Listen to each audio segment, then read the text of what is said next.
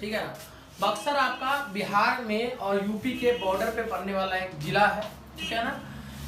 वहाँ पे क्या होता है कि जब शाह आलम द्वितीय जो दिल्ली का मुगल बादशाह होता है, अवध के नवाब शुजाउद्दौला और साथ में बंगाल का नवाब मीर कासिम, ये तीनों की संयुक्त सेना जब बक्सर के मैदान में पहुंचती है तो उनका मुकाबला होता है अंग्रेजों की तरफ से, कंपनी के तरफ से हेक्टर मुनरो की सेना के साथ। मतलब कि अंग्रेजों का नेतृत्व हेक्टर मुनरो कर रहा था और उधर बंगाल का नवाब आपका मीर कासिम, शुजाउद्दौला अवध का नवाब और दिल्ली का नवाब, दिल्ली का बादशाह शाह आलम द्वितीय, ये तीनों की संयुक्त सेना थी।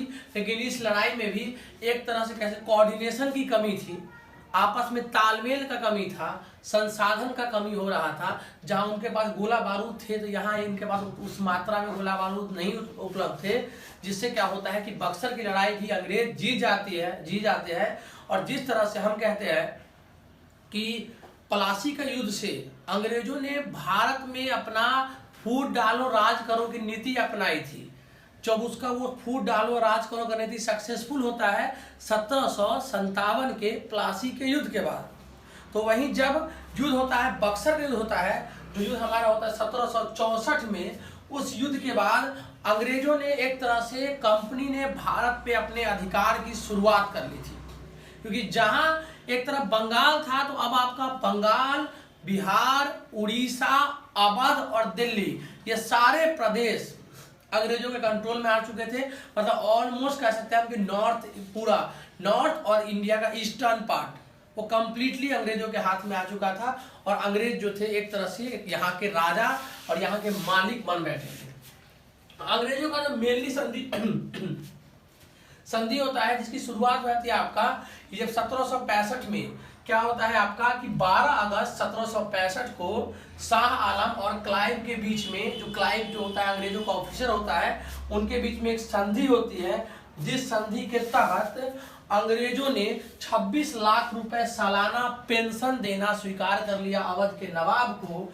और साथ साथ करा और इलाहाबाद को छोड़ करके नवाब को पूरे अवध के हिस्से में कहा गया कि आप जो है अपना शासन चला सकते हैं। ये सम्राट दिल्ली को कहा गया कि आप शासन चला सकते हैं। साथ साथ अंग्रेजों को 50 लाख रुपए और दुर्ग और चुनार का किला भी प्राप्त होता है, जिसको हम कहते हैं इलाहाबाद की संधि। इन पूरे संधि का शर्त ये होता है कि अब संधि अंग्रेज अपनी मर्जी से करवा रहे थे और नवाब चाहे बादशाह चाहे शहंशाह जो भी थे, इनको अब संधि करने पे विवश होना पड़ गया। तो जहां एक तरफ अब सोचिए जब आप प्लासी का युद्ध हो रहा था, उस टाइम के युद्ध में अंग्रेज टैक्स दे रहे थे मीर जाफर को, 2.5% ही दे तो रहे थे ना। बक्सर युद्ध होने के बाद वो कह रहे अब तुम हमारे साथ कॉम्प्रोमाइज करो।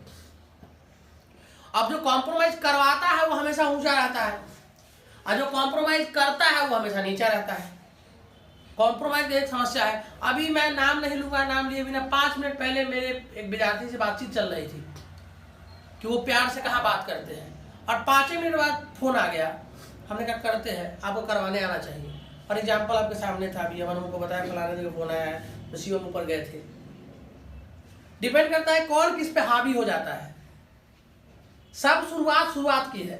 एक नॉर्मल सी बात बता रहा है, उसको सीरियस मत लीजिएगा। जब नई शादी होती है, जो शुरुआती दिन से ही पत्नी को पौआ बेबी सोना किया, वो जिंदगी भर डबल रहेगा। और जो शुरू से थोड़ा सा रहता है ना, थोड़ा सा उसका लाइफ टाइम निभा जाता है। तो कोई लड़की ना खुराकस होती है और ना कोई लड़का एकदम सभ्य होता है, ना ये दोनों वाइस वर्सा होता है, लड़का लड़की दोनों पर डिपेंड करता है कौन अपना प्रभाव कितनी जल्दी जमाता है। अंग्रेजों ने अपना एक प्रभाव जमा लिया था बक्सर युद्ध के बाद से। अब वो नेगोशिएट करते थे। पहले वो इसलिए राज करने आ रहे थे कि हम ऐसे शासक बंगाल में रहे जो हमसे टैक्स कम ले और हमको व्यापार करने में दिक्कत ना हो और व्यापार में कोई तरह की समस्या ना हो। अब के शासक जो थे, अब वो इस माहौल पे बात चल रही थी कि अंग्रेज जैसा चाहेंगे, जिस तरीका से चाहेंगे, उसी तरीका से इनको सरवाइव करना पड़ेगा।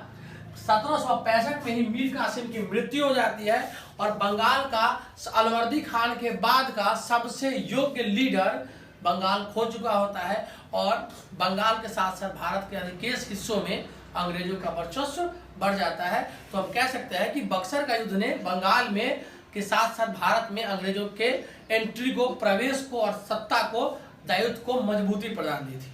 Thank you.